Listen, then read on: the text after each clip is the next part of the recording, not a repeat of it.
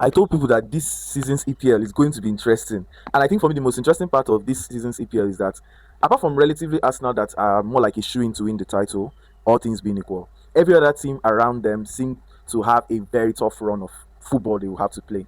Now, Aston Villa versus Brighton at the Amex, and Aston Villa crumbled today.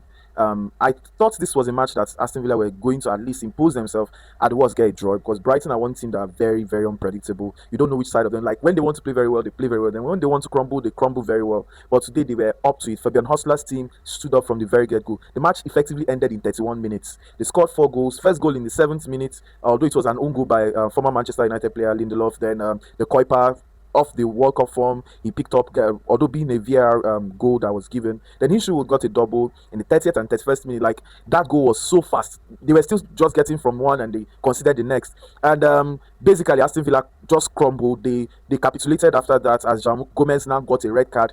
And after then, it was more like a foregone conclusion because the Aston Villa fans basically stepped out of the match. And that was all she wrote, basically. Then on the other side, Man City and Bournemouth played against each other.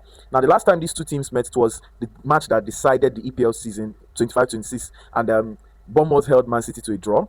Now, Bournemouth have been, since the turn of this year, they've not lost any match. Now, this is their first loss. They were on course for a good win, 1-0, well into the 86th minute when McGahey got the equalizer. And from then on, it looked like Bournemouth were going to at least come back and try to get the winner, but unfortunately for them, Man City is a team that starts with superstars, and there's one thing that those superstars will give you: just moments of brilliance, and that moment of brilliance gave them a goal through an unlikely source, Gvardiol.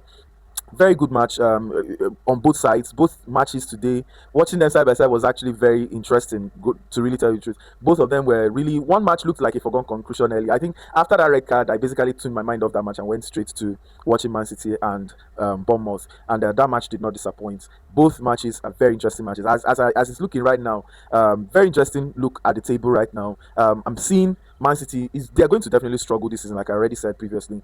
Enzo Maresca is going to have some time to get his team back into pace.